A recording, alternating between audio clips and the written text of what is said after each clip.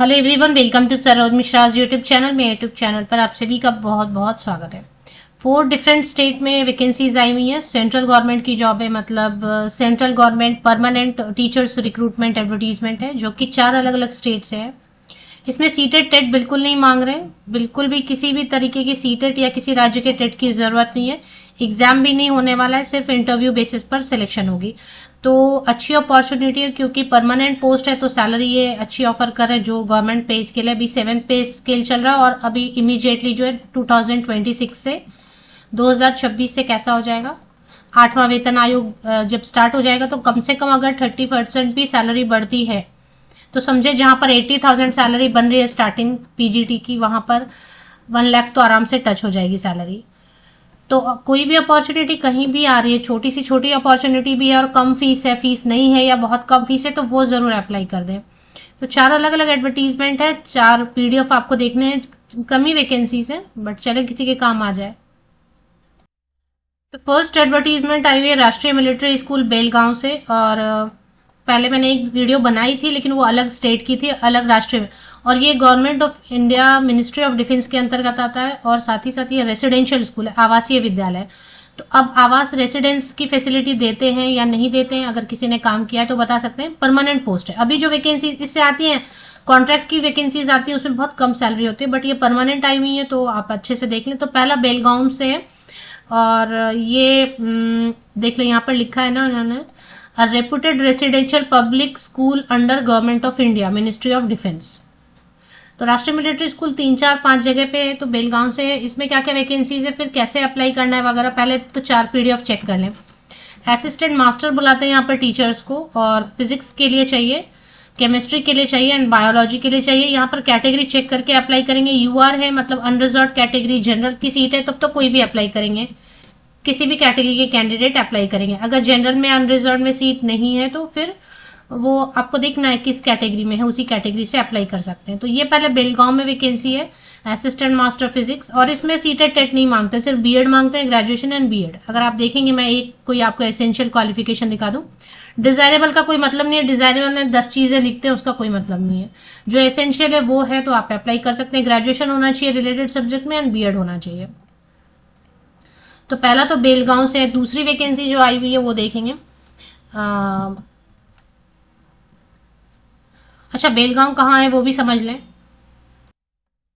तो बेलगांव कर्नाटका में। अप्लाई तो किसी भी स्टेट से आप कर सकते हैं। परमानेंट वैकेंसीज है। अब लोग अच्छी वैकेंसी मिले, अच्छा रोजगार एम्प्लॉयमेंट मिले तो अब्रॉड भी चले जाते हैं। तो अगर यहाँ पे फीस भी ज्यादा नहीं लेते, वही एप्लीकेशन के वक्त 100 रुपीज या 50 रुपीज ऐसा कुछ है। अभी नेक्स्ट वैकेंसी है चैल से आई हुई है, राष्ट्रीय मिलिट्री स्कूल। फिर से वही है कि परमानेंट है। राष्ट्रीय मिलिट्री स्कूल चैल हिमाचल प्रदेश में है, और reputed residential public school under government of India ministry of defence.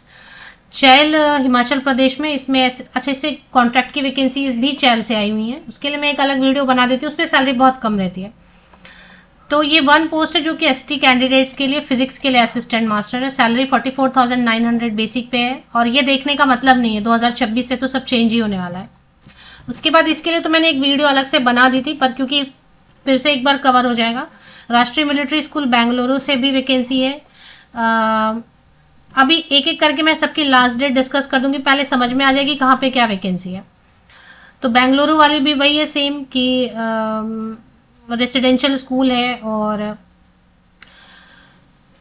Government of India के अंतर्गत आता है। असिस्टेंट मास्टर फिजिक्स के लिए, केमिस्ट्री के लिए एंड इंग्लिश के लिए। फिजिक्स में जनरल कैंडिडेट्स, यूआर सीट है, मतलब ओपन कैटेगरी कोई भी अप्लाई कर सकते हैं, मतलब रिजर्व है, अनरिजर्व कैटेगरी से बिलोंग करते हैं, किसी भी कैटेगरी से।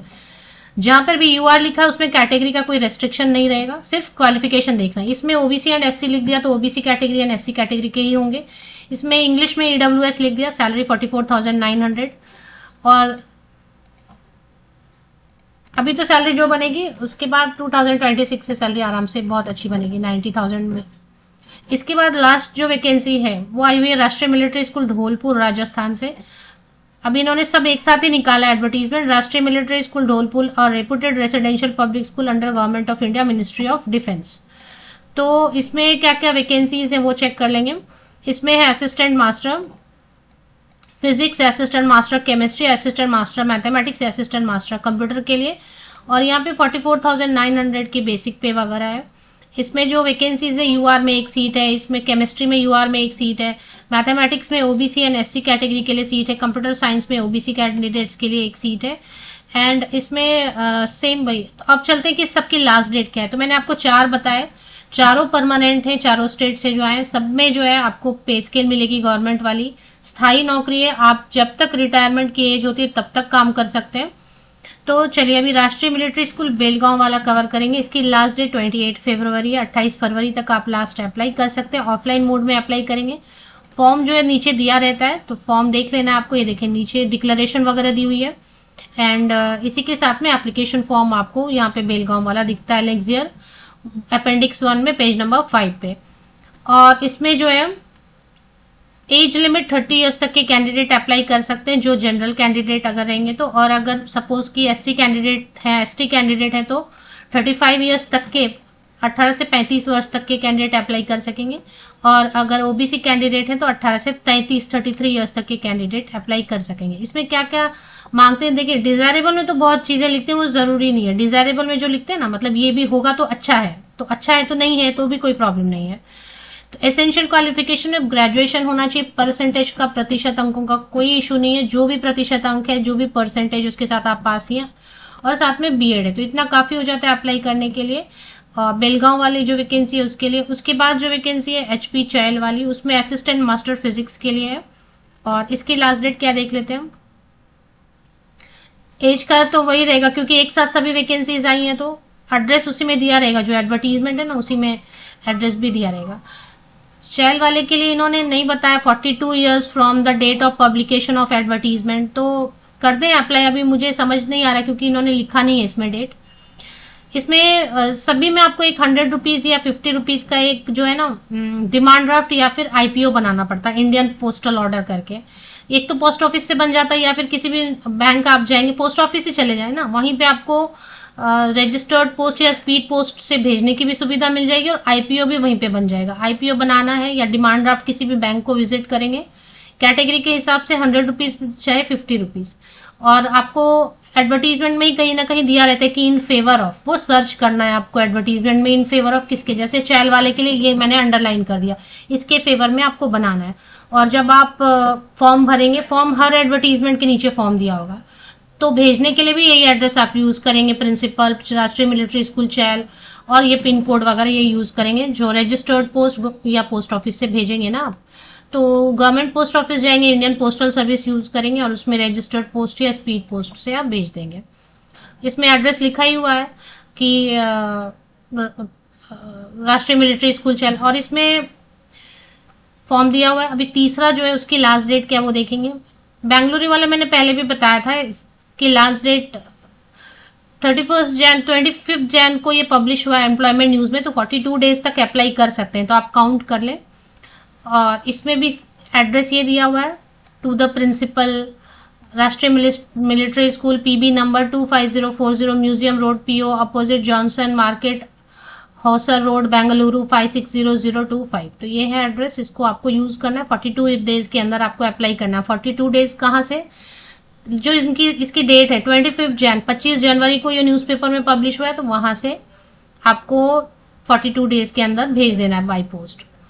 चलिए अभी इसमें जो है ना, हाँ लास्ट डेट लिखा है इन्होंने ना, लास्ट डेट लिखा हुआ 8 मार्च या 7 मार्च ऐसा कुछ लिखा, वो देख लें आप।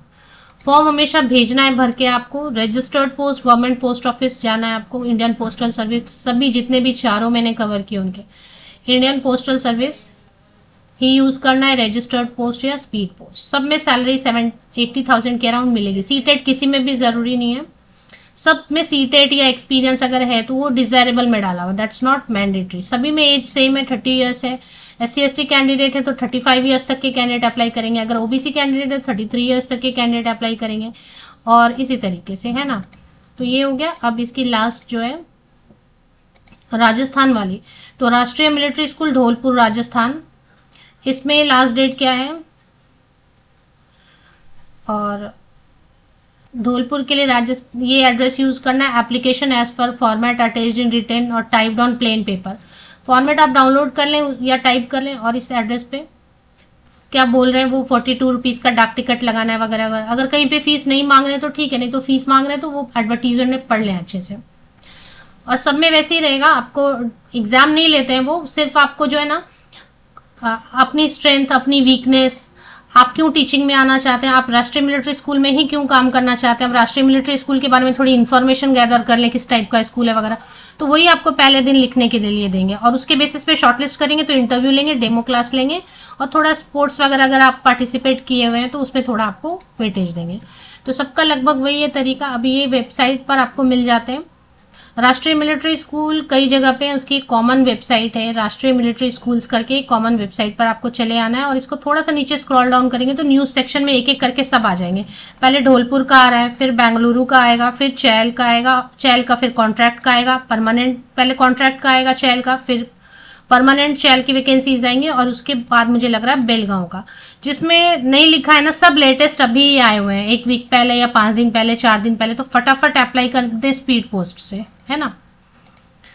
नॉर्थ ईस्ट रीजन के लिए थोड़ा और टाइम देते हैं ज्यादा, लेकिन जल्दी से जल्दी स्पीड पोस्ट से भेज दें। अगर आपका सब्जेक्ट है, आपका पोस्ट है, कैटेगरी चेक कर लें। मान लेते कि आप जनरल कैटेगरी से और जनरल में सीट ही नहीं है तो मतलब नहीं है अप्लाई करने का, तो कैटेगरी लोकेट करें, आपकी कैटेगरी में सीट है और इतना तो है, ग्रेजुएशन रिलेटेड संबंधित विषय में 3 साल पढ़ा है तो बहुत अच्छा है, परसेंटेज की प्रॉब्लम नहीं है, और एक बीएड मांग रहे हैं बस, सीट टेट जितना भी एक्स्ट्रा चीजें हैं ना वो है तो बहुत अच्छा है, नहीं है तो उसके बिना आप अप्लाई कर सकते हैं।